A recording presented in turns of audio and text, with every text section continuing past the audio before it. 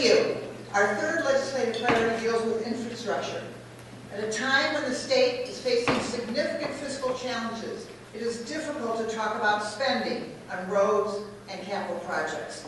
However, the reality is that Illinois is facing an infrastructure crisis. Illinois' economic future depends on our ability to get our people to work and our goods to market. When our state and local governments have managed to keep Illinois moving, our state is crumbling, and we are failing to provide 21st century infrastructure. A struggling transportation network constrains economic growth and forfeits Illinois' competitive advantage as the country's transportation crossroads. There is a backlog of roadways and bridges that requires repair and improvements.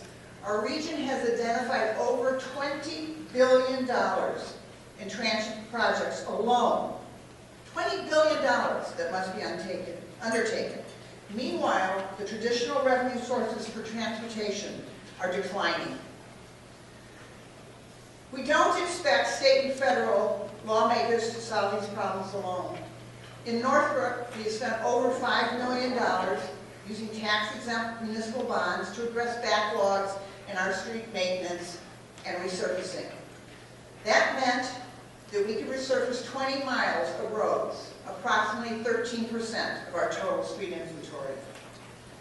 Illinois must end the boom and bust cycles of inconsistent funding and develop a source of revenue that keeps pace with system needs and select projects in a manner that maximizes economic benefits.